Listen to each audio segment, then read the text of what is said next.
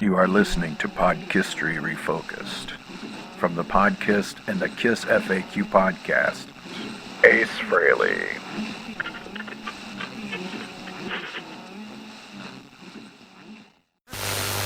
Economia partidei Delgado, acolo este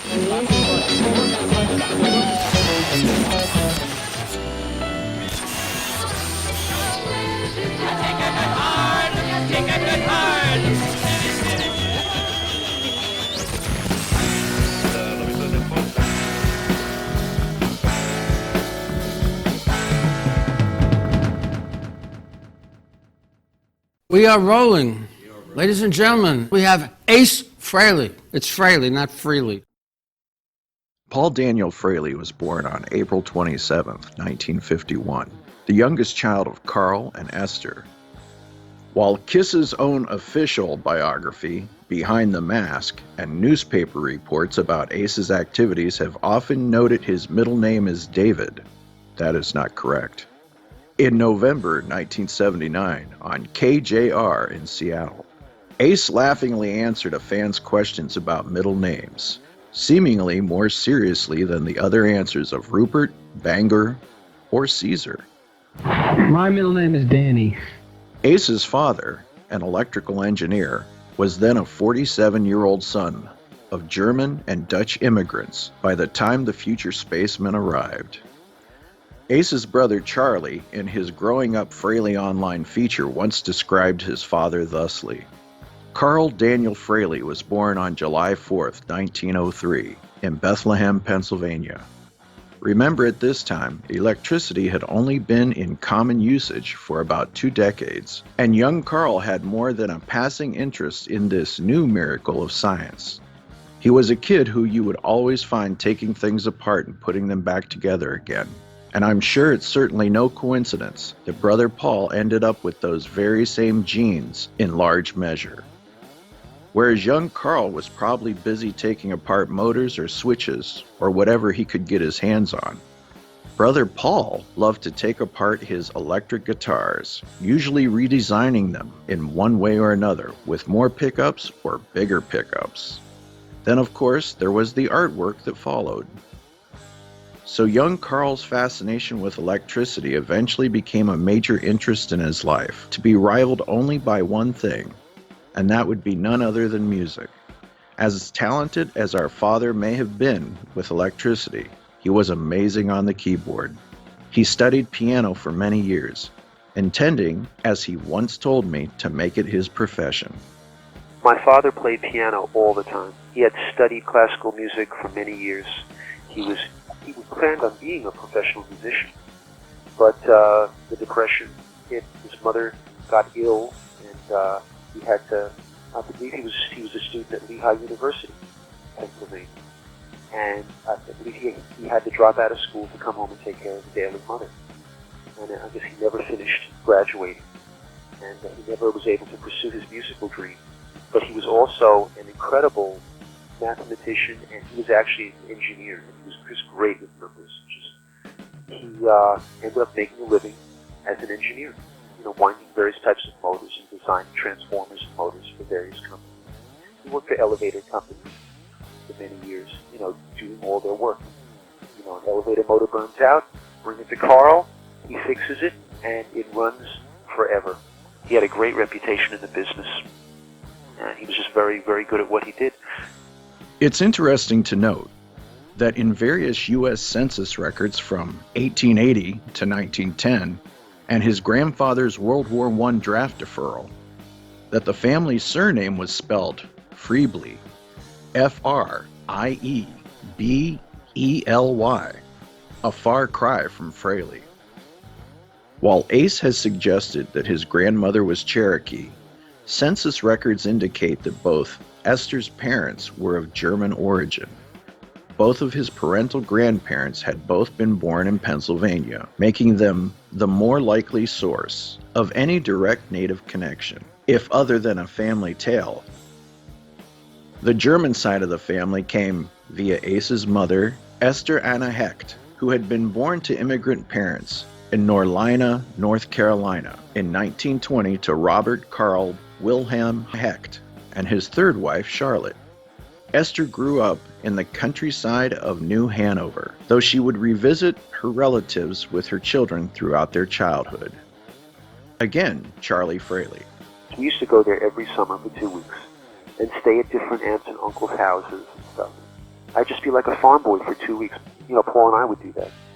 And we'd cut corn, and I'd throw bales of hay on a truck, and we'd go, it was totally relaxed farm life back in the late 50s, early 60s. I have a lot of great memories of that. Totally different from living in the Bronx, let me tell you. Esther followed an older sister to New York City, where she met Carl at a church dance in early 1941. At the time, Carl Fraley was working as an armature winder at the Hoffman Electric Company, and Esther was working as a housekeeper. The couple married at Emmanuel Lutheran Church at 88th Street in Lexington Avenue in Manhattan on November 30th, and were soon building a family. Ace has two older siblings, Nancy, born in 1945, and Charlie, born in 1949. His brain was so loaded, it nearly exploded.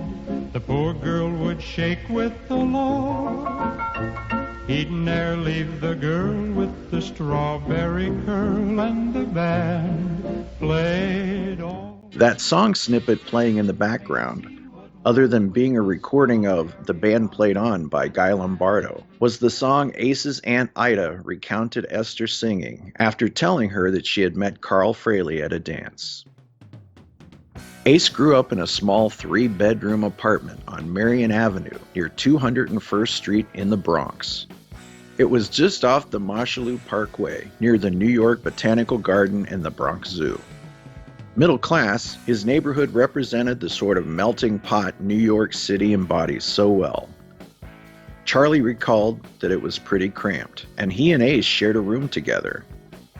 Due to their closeness in age, the two, who were very different personalities, would spend a lot of their time together. While cramped, Ace recalled a happy youth from his book, No Regrets, Ace Frehley. It's pretty hard to look at the Fraleys and suggest that my upbringing contributed in any way to my wild and crazy lifestyle and the insanity that was to ensue. Sure, my dad was a workaholic and never home, but there was always food on the table and we all felt secure. My parents enjoyed a happy and affectionate marriage. I can still see them holding hands as they walked down the street or kissing when Dad came home from work. They always seemed happy together and there was very little fighting at home. Charlie Fraley concurred that with their father always working and their mother busy running a household with 3 children, that parental attention was in short supply, resulting in the children being left to their own devices. The closeness in age also meant that the brothers became very competitive. Be it the middle brother keeping the baby of the family in his hierarchical place, the games they'd play soon became a battleground for dominance over one another. One continuing presence throughout their apartment was music. A piano was a unifying object, with Carl Fraley often playing various pieces for the family. Esther Fraley could play too. It's hardly surprising that some of the children would gravitate towards the instrument. Nancy became quite accomplished on the keyboard, and Charlie Fraley also took lessons. Ace, however, wasn't much interested in tickling the ivories. Throughout his elementary years, he participated in sports at school. He told David Leaf in 1979, The competition wasn't that fantastic at the parochial school I went to. I was the fastest kid in school, won all the races and medals for track. I was captain of the basketball team in 8th grade. Lots of times playing basketball, I'd get a sprained finger catching a pass, and I wouldn't be able to play guitar for a few days. I also played football for a year, but I got hit so hard once that I did a complete flip in the air and fell down. So I said to myself, this is bullshit. My hands are too important. The guitar comes first. Ace also wasn't much interested in school. He recalled in his book No Regrets, When it came to school, I was always a bit of a square peg, forever trying, or not trying, to fit in where I knew I didn't belong. I just couldn't seem to work up much enthusiasm over academic pursuits. I probably didn't even belong in a traditional classroom setting. I would have been better off at a school that catered to kids with more creative interests like art and music. During my school days, there were only a few interesting teachers that got my creative juices flowing, so I spent a lot of time figuring out creative ways to avoid going to school in the first place. Ace attended Grace Lutheran School for his elementary education, and then graduated to Our Savior Lutheran for high school. Having already been rebelling against rules and authority and structure, Ace had all too often found himself in trouble, even before reaching high school. Hanging with the Junior Duckies gang at French Charlie's playground in the Bronx Park probably didn't help him. At Grace Lutheran, he found the daily discipline stifling. He recalled in no regrets. I hated Our Savior Lutheran. I had to take 2 different buses to get there, couldn't stand the uniforms, and found myself drowning in discipline the moment I arrived each morning. By the time I was a freshman in high school, I'd had my fill of parochial education. For some reason, I had this idea that if I could just transfer to the public high school in my neighborhood, DeWitt Clinton, everything would be better. So that's what I did. But a switch from parochial to public school was anything but a panacea for a young Ace Frehley. The two education systems are in many ways vastly different. Akin to moving to the city from a small town, DeWitt Clinton High School had more than 4,000 students, and for better or worse, he was leaving the comfort of a small personal environment that he'd known for the previous 9 years.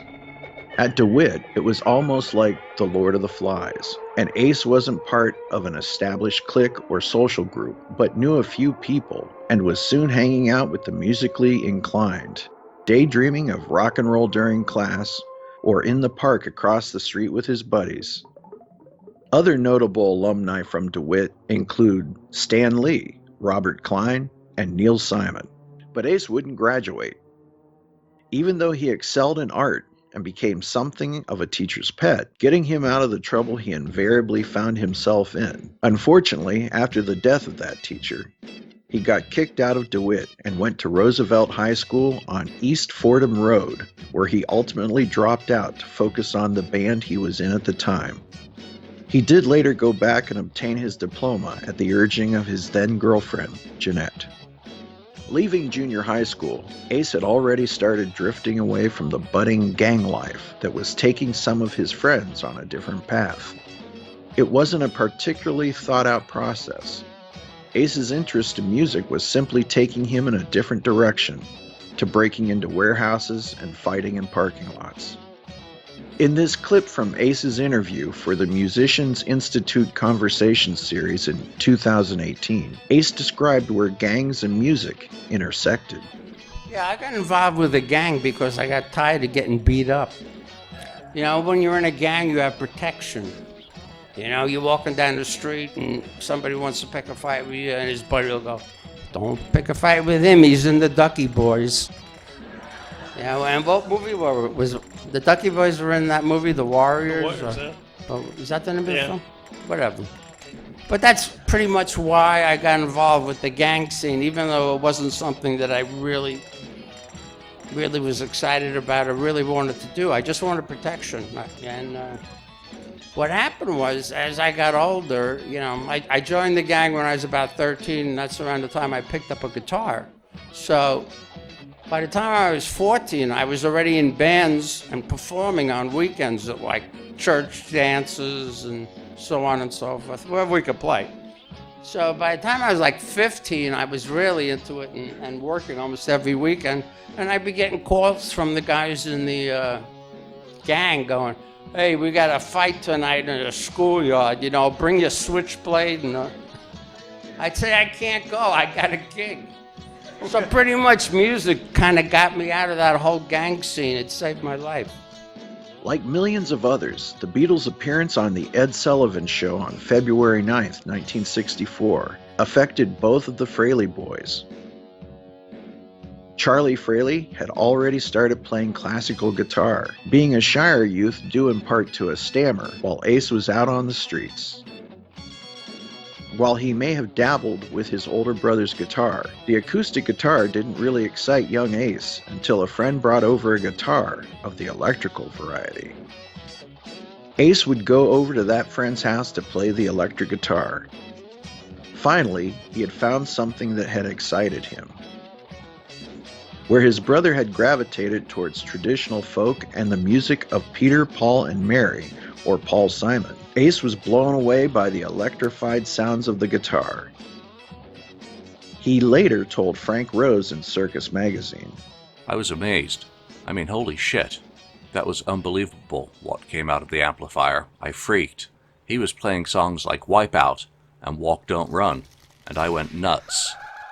Both Charlie and Ace learned how to play guitar together since they were so close in age that they could relate to the same things, especially popular music.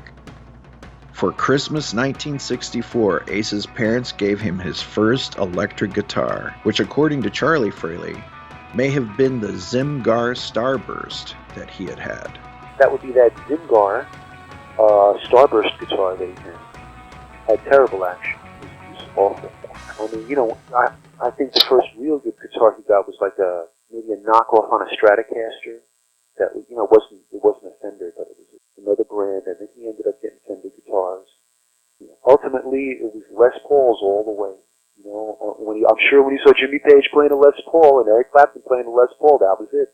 The first song Ace learned was Herman's Hermits' 1965 #1 hit, Mrs. Brown, You've Got a Lovely Daughter. It may not have been particularly pyrotechnic in terms of guitar, but it was a start. And the brothers continued to learn together. I go down on my knees, but it's no good to find. Mrs. Brown, you've got a lovely daughter. Lovely daughter. Mrs. Brown, you've got a lovely daughter. Lovely daughter. Mrs. Brown, you've got a lovely daughter.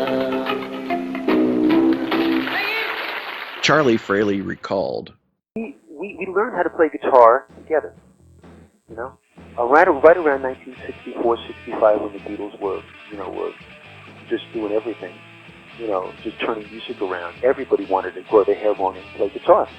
Okay, so Paul and I just really did that right around the same time. It's just my orientation was to learn chords and learn how to strum.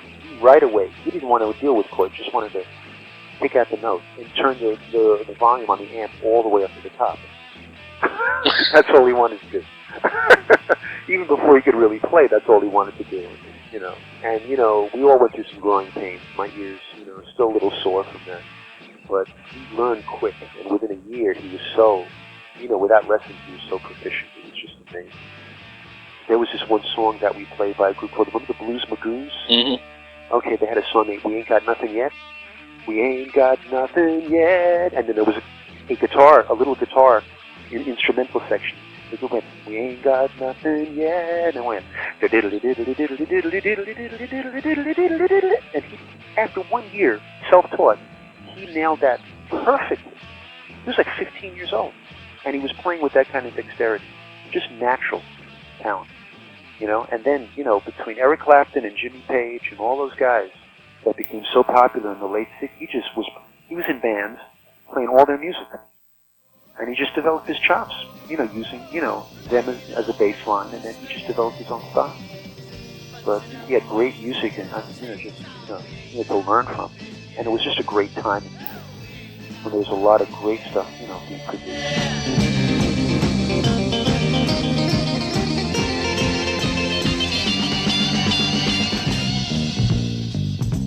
While he didn't take formal lessons, Ace learned from other players in the neighborhood.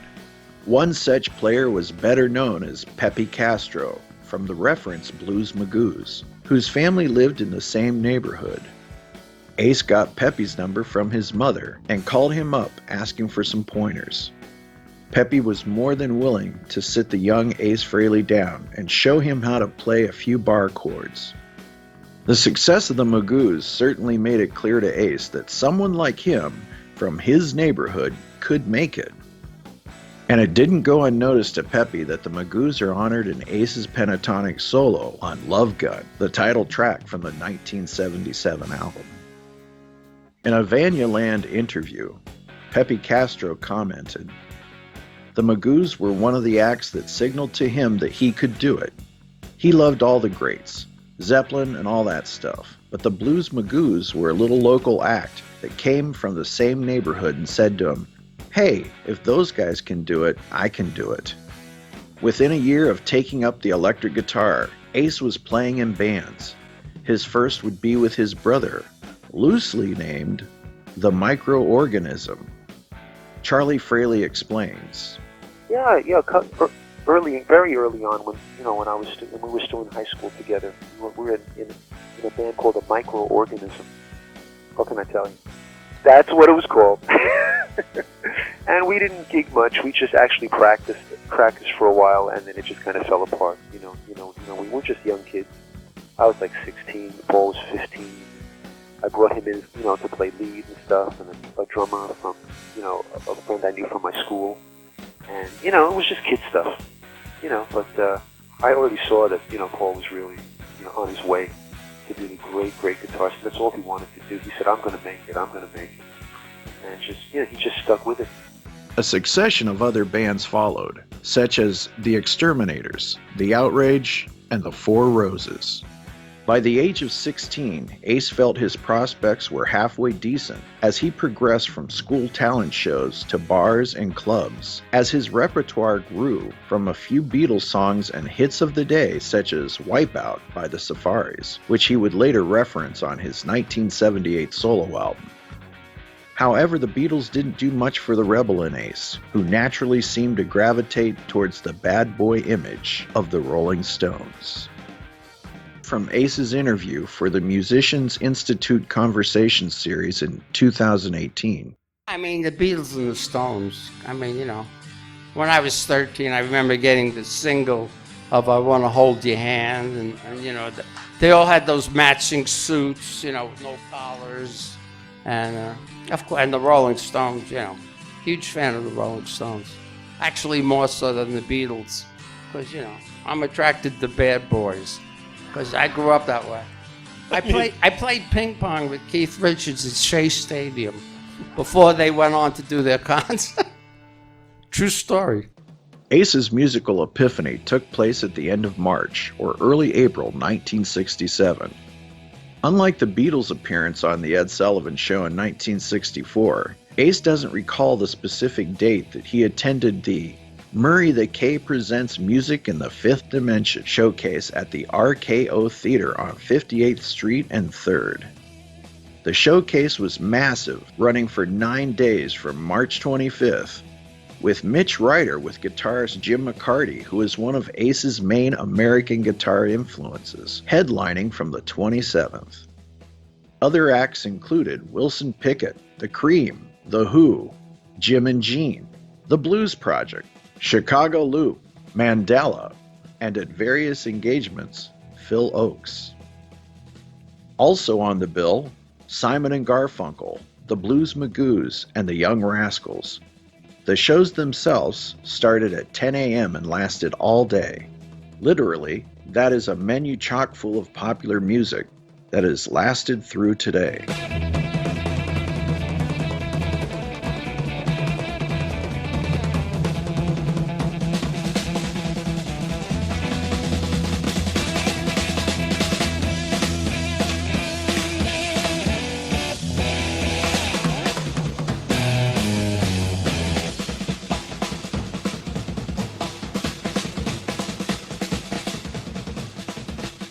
Ace recalled this event in his book, No Regrets. I had to be a part of it. Since the show started at 10 a.m. and ran pretty much all afternoon, school was out of the question. That show was a life changer for me. I was a month shy of my 16th birthday and in the early stages of trying to form some sort of artistic identity. I loved messing around with the guitar, and I played in bands with my brother and some friends. On some level, I knew that I wanted to be a professional musician, but it wasn't till that day, sitting near the front of the RKO Theater, that it all became clear to me. I wanted to be Pete Townsend. I wanted to be Eric Clapton. I wanted to be a guitar-slinging rock star. That there has been a song from Cream on each of his Origins releases to date speaks volumes. Ace is also named My Generation by The Who as one of his most important songs to him during his formative years. While he has yet to record a cover of a Who song, Paul Stanley suggested My Generation for their collaboration on Origins Volume 1 in 2016. However, Ace didn't think that particular song should be touched. Ace's love of Pete Townsend was clear. He still considers him one of the best chordmen in rock and roll history, and told the Aquarian magazine in 1998. If anyone wants to learn how to play chords on the guitar, listen to all the Who records. If you can master all those songs, you'll be a fucking ace rhythm guitar player. But on that magical day in 1967, even with most acts just performing a handful of songs at best, two bands sealed the deal for Ace. The Cream, with Clapton's fluid playing and the awesome power of the trio, and the showmanship and the theatricality of the Who. As Ace recalled in his book No Regrets, they left him spellbound as they smashed their, quote, instruments and left the smoke-filled stage in ruins. This is where it all ends.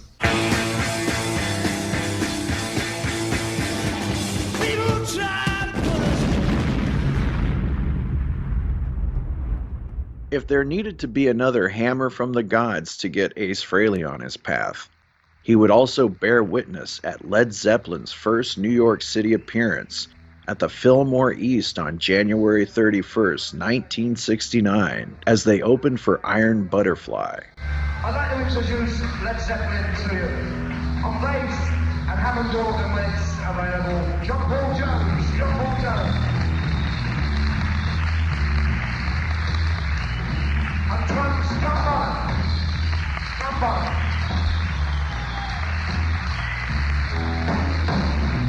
Lead guitar, Jimmy Page.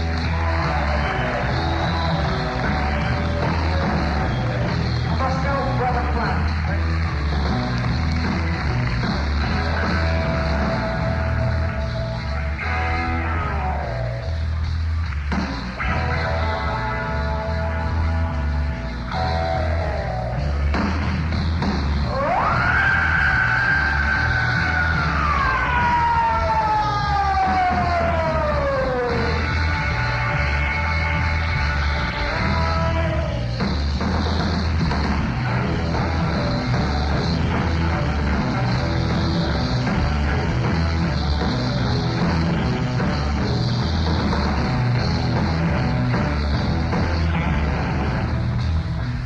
In the book Kiss and Tell, Ace's former friend Bobby McAdams recounted jamming with Ace and Rob Sabino in the 1960s. Rob, who recorded demos with Ace for Fraley's Comet in the 1980s, and more recently appeared on Space Truckin' on Origins Volume 2, recounted his early interactions with the Spaceman in this clip from Sharky's Treehouse podcast. Ace Frehley grew up around the corner from me, from Kiss. Just we were musicians. All the it's like it's a camaraderie. Everybody knew who the other musicians were. Yeah. And when we would hang out in the Bronx, the one thing I remember about Ace is that when we got together to like just talk, hanging out in the park around some, I don't know, we must have been over 18, I'm sure, but drinking beer in the park. Oh yeah. I'm sure we were over 18. I'm sure. And we'd be sitting there. And people would say, what do you want to do? Oh, I'm going to be a musician. Oh, yeah, I want to be a musician too. I'm going to stick with it. I'm really going to do it. I love this. And Ace was the only one who said, no, I'm going to be a star. And he was going to do it by being a musician, but his goal was to be a star. To do whatever it took to get with that particular group that was going to make it. And he became the first one to make it. Ace paid his early dues, even to the point of being knocked out and having his jaw broken for arguing with a bar owner over payment to his band. This contributed to his distinctive appearance. Many of these early bands had Larry Kelly as the lead singer.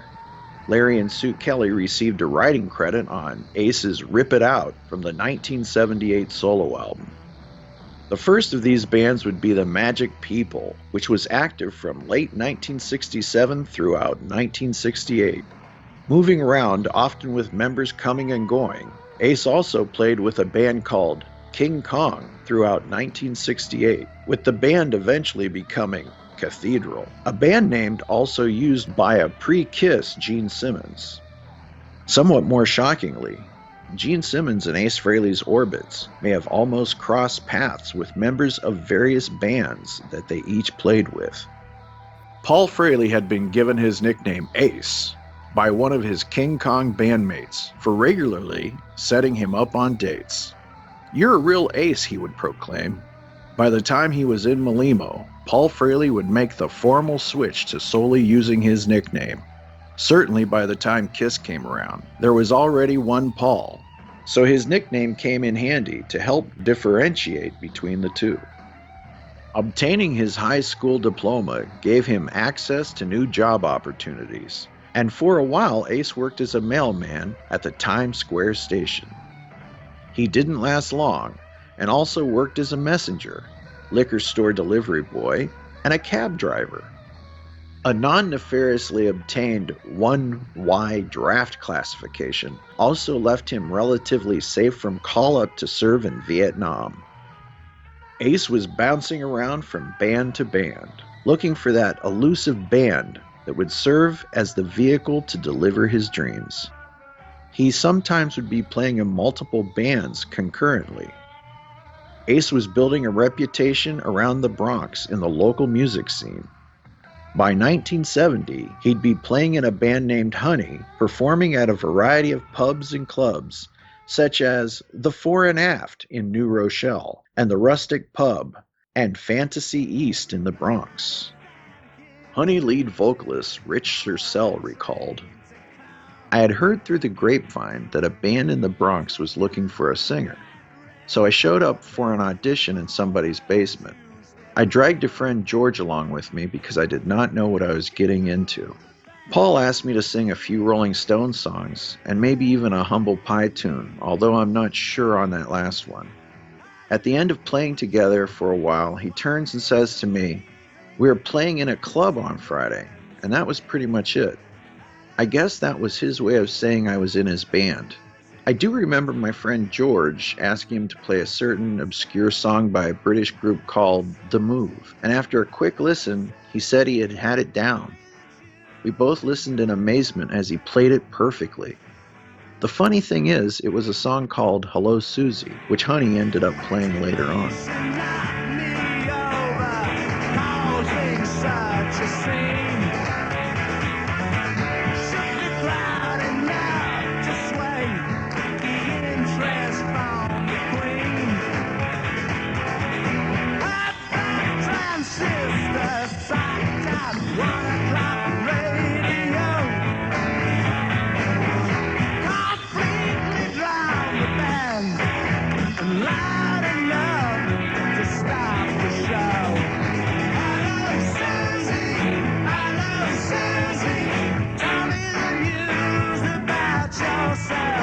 He was a man of few words, but his guitar playing was awesome.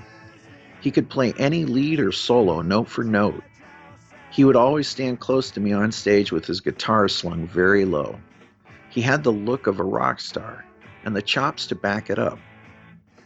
He always had an innovative side about him.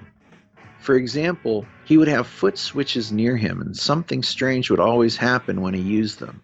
You might hear the Johnny Carson theme, only instead of "Here's Johnny," it would be "Here's Honey." Sometimes he would put his foot on the switch and the theme from the All in the Family TV show would come on. Quite frankly, there was never a dull moment with Ace. We played many clubs in the New York area. Our set consisted of many British bands' music. Here's a list as I remember it: Jumping Jack Flash, Brown Sugar, Street Fighting Man, and many other Stones tunes. Several Jethro Tull songs. I don't remember the exact titles. Zeppelin, The Who, Hello Susie by The Move. We did an Alice Cooper medley featuring Be My Lover and 18. One of our favorites was Come On Up by the Rascals. Of course, we did our own version. We also did some NAS including Not Wrong Long and Under the Ice. Vanilla Fudge, Keep Me Hanging On. It should come as no surprise that Ace has recorded covers of both Jumping Jack Flash and Street Fighting Man on his Origins volumes. On July 17, 1970, Ace attended Jimi Hendrix's appearance at the New York Pop Festival at Downing Stadium on Randall's Island. Amusingly, Ace snuck backstage, while perhaps ambled amiably in a nonchalant fashion would be more appropriate. And Ace ended up helping set up Mitch Mitchell's drums, whom he had also conversed with, not knowing that it was Mitch that he was talking to. Mitch had changed his look by growing a beard and wearing a headband at the time. The performance would be Jimmy's last New York area appearance prior to his death that September. Ace has continued to honor Jimmy's influence on him with recordings of Spanish Castle Magic and Manic Depression with Bruce Kulick on his Origins album. And of course, he performed on the Eric Singer Project's version of Foxy Lady in 1998.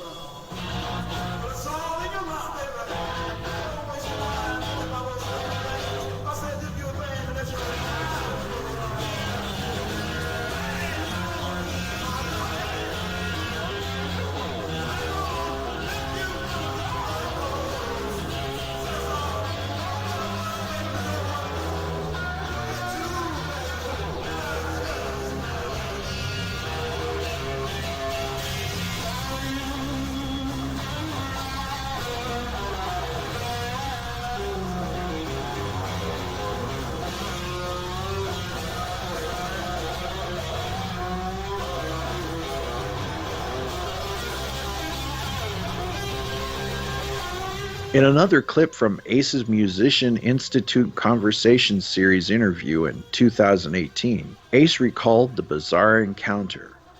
That was like such a bizarre day. I went, there was a peace concert in Randall's Island in 1970, and I went there. I hitchhiked to get there, and Hendrix was performing. Mountain was playing. There was a bunch of big groups playing. And I snuck backstage, and after about 15 minutes, people started saying, "Who is this guy?" Because I was a nobody at the time. And they were going to kick me out, and then one guy says, "Hey, can you do anything?" Because, back in those days, there was no laminates. Everything was just kind of like thrown together. Everything wasn't as... what's the word I'm thinking of? Organized? Organized. Everything wasn't as organized as it was now than it was back then. Things would be thrown together, especially like a peace concert where probably a lot of the bands weren't making a lot of money performing. Anyway, so I got a chance to, so they said, "Well, look, we'll put you to work." I go, "I can change guitar strings, I can set up amps, I can set up drums." So next thing you know, I'm setting up Mitch Mitchell's drums from the Jimi Hendrix Experience. And I'm working with an English roadie, and at that point in time, Mitch Mitchell had changed his image dramatically. He went from the afro to growing a beard and having long hair and with a headband. Okay, does anybody remember that? Yeah, okay. Well, anyway, I wasn't aware that he had changed his image. So when he walked over to help set up the drums, I didn't know it was Mitch Mitchell because I didn't recognize him until he said to the English roadie, "Hey, Mitch, the English roadie said to Mitch, he goes, "Mitch, what snare are you going to use tonight?" And then all of a sudden, here I am, like a 19-year-old punk from the Bronx, and I'm setting up Mitch Mitchell's drums with Mitch Mitchell. And then, I was in high school, I was carrying the album around with me every day. It was just like, the whole thing was so surreal. I still question that it happened, but I know it happened. Believe me, I know it happened. And, that's been my life story, like bizarre things happening. A few weeks later, on August 6th, Ace was among 20,000 people who attended Sid Bernstein's Festival for Peace at New York's Shea Stadium, and he repeated his backstage antics. This time, he roadied for the likes of Johnny Winter, handing the drummer his sticks during the show and restringing John Kay's guitar. Ace had bumped into Steppenwolf's guitarist at Randall's Island, and John remembered him, allowing him to continue his task. Years later, at one of the few shows Kiss would have opened for the band Steppenwolf in St. Louis in September 1974, John Kay had purportedly banned Kiss from using many of their theatrical effects, resulting in Kiss canceling. Meanwhile, Ace's bands were traveling further afield, performing at the likes of Kutsher's in Monticello. Sullivan County and the Catskills were a fertile stomping ground for many a horny, young New York City band. Ace would see numerous concerts throughout the New York area during his youth, even the Grateful Dead. Ace recalled in No Regrets having a dreamlike encounter with Jerry Garcia. I don't remember the exact details of my meeting with Jerry. Instead, I recall dreamlike bits and pieces of a trippy conversation. I can hear myself asking Jerry, "How's it going, man?" And I can see him standing there smiling through that beard. "Good, man. Good. We're taking it to the people tonight." I think I might have thrown in a right-on brother back at him. Jerry was exactly as advertised. A laid-back hippie who seemed less like a rock star than a guy you'd see strumming his guitar outside a subway station, case open, bumming for quarters. He was a god at the time, but you'd never have known it by watching him. Even on stage, he was content to just stand there and jam, his demeanor no different in front of 10,000 fans, or 100,000, than it was when he played in Bay Area coffee houses. You had to admire that about him. The guy was genuine. Another important band Ace witnessed was Humble Pie, and he was present at the Fillmore for shows recorded May 28th and 29th, 1971 for their Performance Rockin' the Fillmore live album, released in November of that year. The most notable and professional of Ace's pre-Kiss bands, and the one most Kiss fans will have heard of, is Melimo. Melimo was very much the project of Roy Singer and Tom Ellis, and their Tomorrow Morning Productions. From Iola, Kansas, the pair had reconnected in New York City in 1969 to pursue various artistic efforts. Tom Ellis was already an accomplished singer and actor who appeared at the September 1971 opening of the John F. Kennedy Center in Washington, D.C. as a soloist. He performed Mass and Bernstein's I Believe in God at the request of Jacqueline Kennedy Onassis. Roy Singer, a classically trained pianist, would be primarily responsible for the music, with Tom writing lyrics. According to Tom, Melimo was named after a secret musical instrument used by the African Pygmies for their initiation ceremonies. The band had been through a few drummers, bassists, and guitarists, as Roy and Tom sought to find the right players for their vision.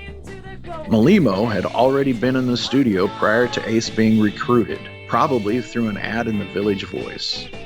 While Ace was apparently not involved in the writing of any of the material that Melimo recorded, Roy has described the young guitarist as straightforward and serious towards his craft, and well organized musically with his ideas. The band Melimo gigged regularly, often playing downstairs at the Village Gate, opening for the likes of Elephant's Memory and Larry Coryell.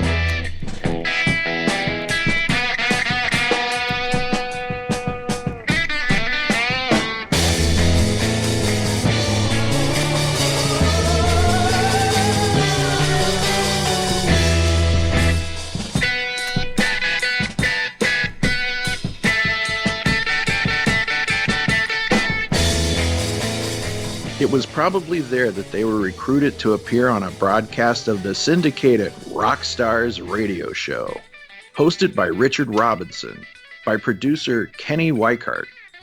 The 10-minute feature, including Melimo, aired nationally during the week of March 22, 1971. Ace, along with Roy, Tom, and Christine, were interviewed briefly about their music, with Ace deadpanning that he had learned to, quote, regulate his volume more with the band. The feature concluded with a music panel discussing the band's sound, with one participant describing them as acid rock, and suggesting that they'd sound better acoustically, more in a vein similar to Peter, Paul, and Mary. The song played interrupted with a commercial played over the solo section was one of Tom's earliest compositions, East of Yesterday. Ironically, it had originally been a folk song that he had transformed into a more rock form for Melimo.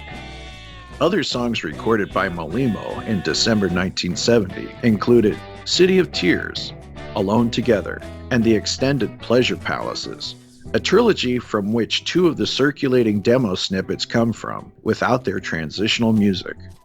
There may also have been another song titled New Day, which would make sense from one of the circulating demo clip's lyrics. The band were described comparatively as being similar to Jefferson Airplane, due in part to their female co-lead vocalist Christine Murphy's voice. At this juncture, in a final clip from Ace's 2018 Musicians Institute interview, Ace discussed his experience with Melimo. Yeah, that was actually the first time I was in a professional studio, and we tracked about 4 or 5 songs in the same studio where Frank Sinatra recorded, so it was a rush. Here I am in the RCA studios. I mean, it was a lot bigger than the studio we recorded the first Kiss album in. That group never took off. It was kind of a Jefferson Airplane kind of takeoff band, with a girl singer and a guy singer. The songs were okay, but they weren't great. But, the group was like an experiment, and I got my feet wet, being in a recording studio for the first time, a real professional studio. So when, we got the record deal with Kiss, at least I wasn't completely, not aware of what was happening. With a prospective record deal with RCA, while Ace wasn't overly enamored by the material or the band, they did have the sorts of prospects he was looking for. Ace and 2 other members of Melimo, bassist Barry Dempsey and drummer Dave Polinsky, also moonlighted as the Muff Divers, fulfilling their need for heavier rock in a power trio vein.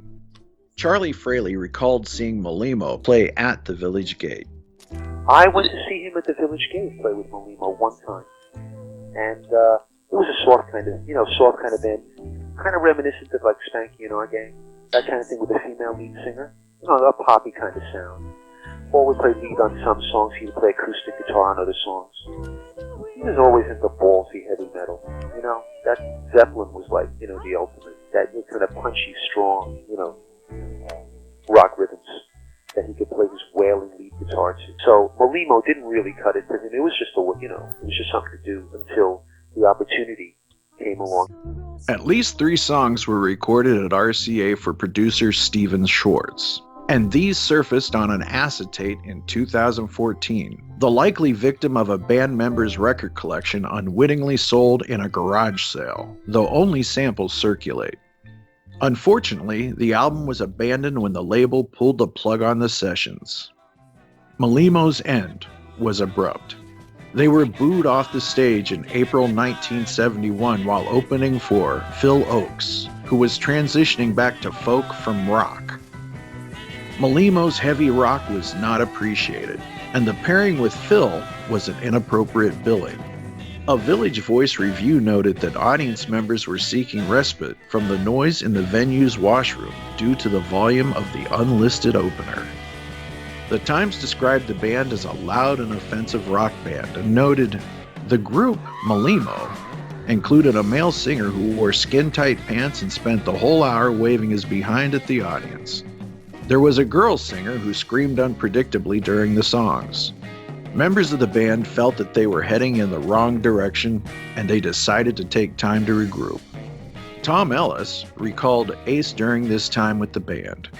Quote, he was always sounding just like he did when he went to Kiss, which is hardly surprising.